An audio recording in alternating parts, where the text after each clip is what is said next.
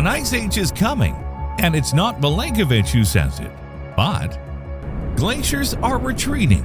Greenland is blooming with flowers. Arctic ice is disappearing. Sea levels are rising. Stop global warming, or the Earth will die. This, more or less, is the relentless message we've been bombarded with daily for years. Everyone says it, so why shouldn't we believe it? Only a few persist in claiming that the anthropogenic origin of global warming is merely an unproven conjecture, deduced solely from complex computer programs known as general circulation models. On the contrary, scientific literature has increasingly highlighted the presence of natural climate variability that these models fail to reproduce. This natural variability explains a significant portion of the global warming observed since 1850. The anthropogenic responsibility for the observed climate change in the last century is therefore unjustifiably exaggerated, and the catastrophic predictions are unrealistic. The climate is the most complex system on our planet, requiring appropriate and coherent approaches commensurate with its level of complexity. According to the minority of climate change skeptics, climate simulation models do not reproduce the observed natural climate variability, particularly failing to reconstruct the warm periods of the last 10,000 years. These periods recurred roughly every 1,000 years and included the well-known medieval warm period, the Roman warm period, and generally extended warm periods during the Holocene optimum. These past periods were even warmer than the present, despite lower CO2 concentrations than today, and are linked to millennial cycles of solar activity. Who should we listen to? Shall we discuss it?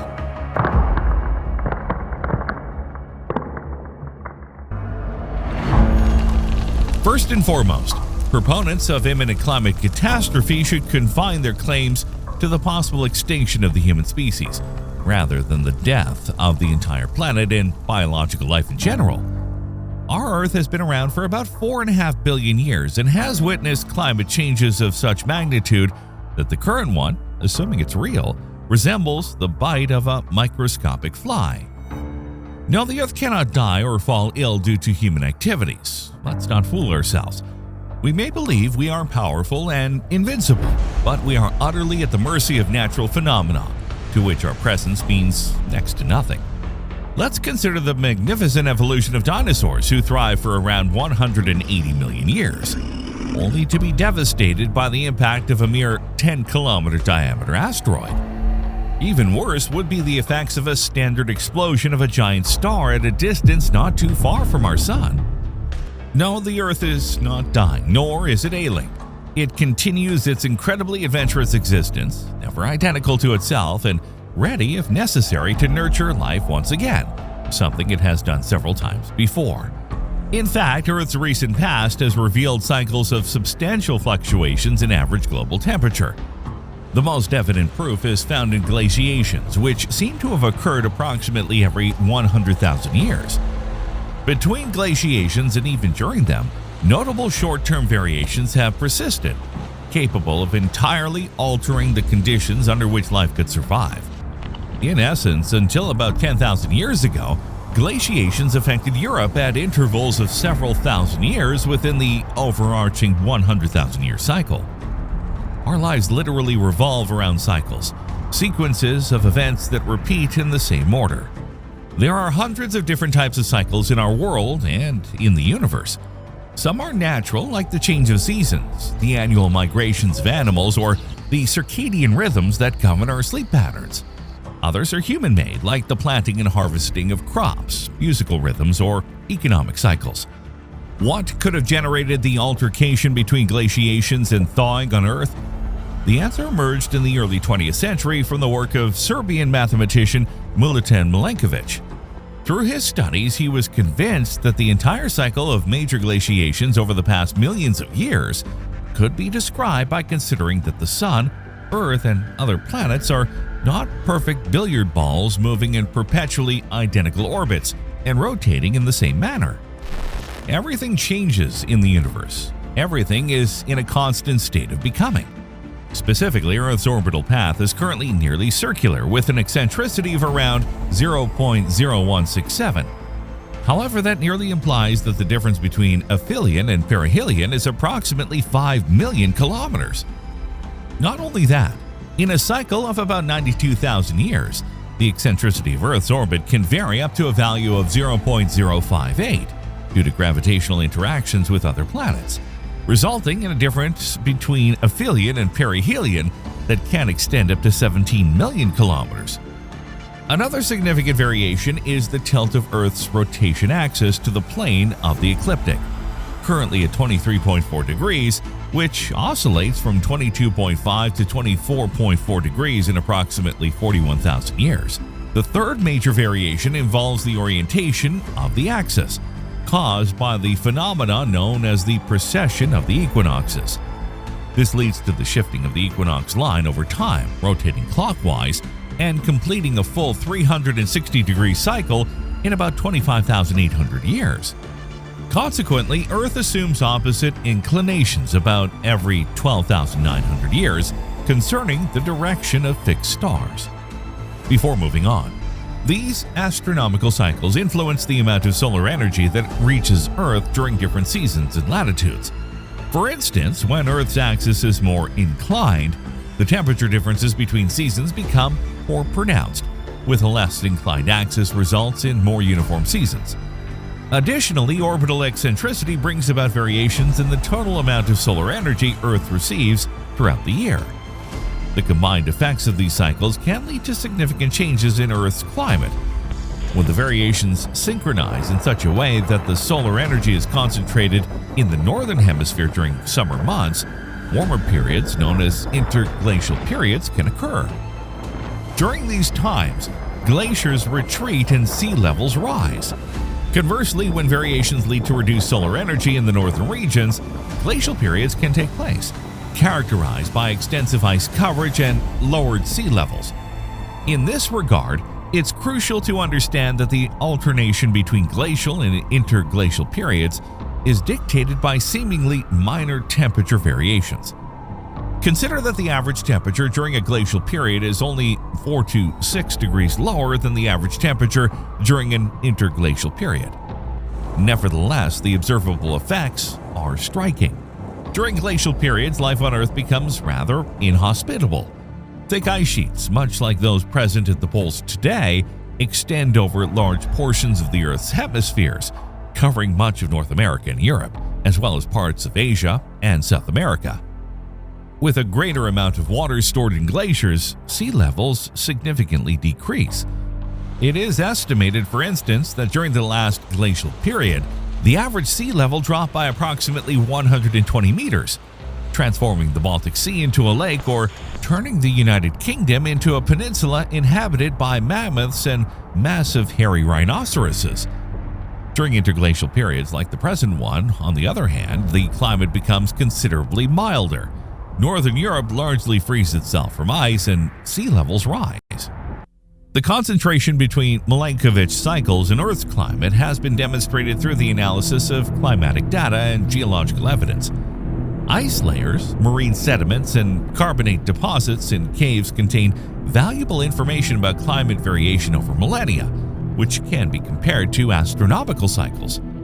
And thus, over the past 2 decades, Milankovitch's theory has become the ultimate bastion against the thesis of global warming attributed to human activity. With limited success, it must be admitted, because, although absolutely proven, the theory of cycles by the Serbian mathematician can only account for long-term climatic changes, those brought about by major glaciations interspersed with periods of thousands of years. Thus, proponents of human-induced climate change who are propagating the idea of warming that they claim has risen in a few decades have had an easy time countering the deniers' arguments. If an alternative theory to anthropogenic global warming is to be found, Milankovitch's cycles cannot provide any assistance. But hold on a moment. Is it really true that in the past there haven't been episodes of climatic changes occurring over a few decades? If that were not the case, one of the fundamental assumptions of the thesis of warming caused by human activity would crumble. What climatic changes could the presence of medieval or even Neolithic humans have triggered? And we didn't choose these 2 historical periods randomly. Do you remember the so-called Iceman? Ötzi, as he was nicknamed by the discoverers, who lived 5,000 years ago and whose mummified remains were found in 1991 amidst the thawing ice of the Italian Alps at an altitude of around 3,200 meters. Was Ötzi a hunter? A shepherd? Well, it's hard to say, but he certainly wasn't a mountaineer climbing to those altitudes. What do you think? And indeed, there's something strange about this story. Think about it. 10,000 years ago, the Alps were still covered in ice amid a glaciation. Yet just a few centuries later, there was a Neolithic villager already at 3,200 meters altitude, pursued by someone who managed to kill him with an arrow in the back. Well, it's difficult for us to imagine that Ötzi lost his life in the snow and ice.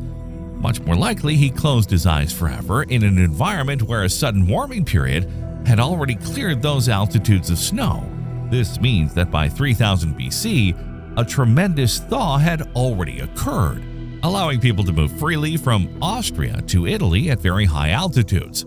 A thaw certainly larger than today's, and moreover, it happened in a very short time. Blaming humans for that as well? Hard to believe, isn't it? And then, how do we explain the subsequent rapid drop in temperatures that must have occurred, causing Ötzi's remains to be covered by ice until our days? So it's not true that short-term climate variations don't exist. Earth's entire history is literally filled with them, and they all occurred entirely naturally, without the aid or blame of human beings. Similar episodes have repeated themselves even in periods closer to our own. It's almost needless to recall the sudden warm period lasting from 1000 to 1300, which allowed the Viking Eric the Red to colonize Greenland and then discover America, or the cold period that disrupted Europe and the entire northern hemisphere from 1645 to 1715, known as the Maunder Minimum. Currently, there's a phase of modest warming, although a few remember that in the 70s, there was talk of unbearable cold about to descend upon the Earth. There were even thoughts of covering the North Pole with coal dust. However, the catastrophists seem increasingly convinced, having won over the favor of the media and politics, that a kind of Armageddon is coming due to human activity. On the other hand, the sun has certainly been experiencing a low level of sunspot activity for some years now, almost completely disappearing, just as it did during that Maunder Minimum, which brought about 70 years of intense cold between the 17th and 18th centuries. And in fact, some scientists speculate that this could be the beginning of a periodic solar event called the Grand Minimum, while others argue that there's not enough evidence to support such a position. During a Grand Minimum, solar magnetism decreases, sunspots appear rarely, and less ultraviolet radiation reaches Earth. Grand Minimum can last from several decades to centuries, just like the Maunder Minimum did. In short, the confusion is significant, even if Al Gore's descendants pretend to be right. So, just to summarize and clarify our thoughts, the situation between the two factions is more or less like this. Milankovitch's astronomical cycles explain long-term climate changes quite well, but not short-term ones. Global warming proponents say the changes as rapid as what we're experiencing now have never occurred before, and they blame fossil fuel usage. Climate change skeptics, on the other hand, present evidence of equally rapid climate changes that occurred in periods when human activity couldn't have influenced the environment. So how do we sort this out? Is there something we've overlooked? Perhaps volcanoes with their massive and uncontrollable carbon dioxide emissions. That could be true, but catastrophists turn a deaf ear to this and say, mistakenly, but we'll give them the benefit of the doubt, that there haven't been eruptions violent enough in the past 50 years. Perhaps another major neglected factor is continental drift. There is no doubt that the gathering or parting of continental masses can heavily impact the climate, but these are changes that only occur over tens of millions of years. Is there really nothing else we should consider? Well, it almost sounds ridiculous to say it, but in all this debate, there's not a trace of the influence that the only true energy source of the entire solar system can have on Earth's climate: the sun. Catastrophists, with their tangled mathematical models, have considered it, but have underestimated its role to a paltry 7.5%, trying to attribute the occurrence of short periods of warmth and cold recorded over the past 2,000 years to other causes. Climate change skeptics, however, have relied too heavily on the Milankovitch cycles for their arguments. which unfortunately only fit long-term variations and don't account for changes in the sun's luminosity. The sun, in fact, doesn't always shine at the same level of luminosity, but slightly dims or brightens due to the tune of 0.1% during an approximately 11-year cycle. Throughout this period, the sun undergoes various changes in its activity and appearance. Solar radiation levels increase or decrease, as do the amounts of material the sun emits into space and the size and number of sunspots and solar flares. These changes have a variety of effects in space, on Earth's atmosphere, and on the Earth's surface. Until now, the scientific community lacked conclusive evidence of a connection between solar variability and climatic changes. However, a new study from the National Center for Atmospheric Research shows for the first time a correlation between the end of solar cycles and one of the periodic meteorological phenomena that occur on Earth: the transition from El Niño to La Niña, which is the atmospheric shift from warming, El Niño, to cooling, La Niña, of the waters in the central eastern Pacific Ocean. Thus, the study suggests a guiding role of solar variability on the meteorological changes within the Earth system.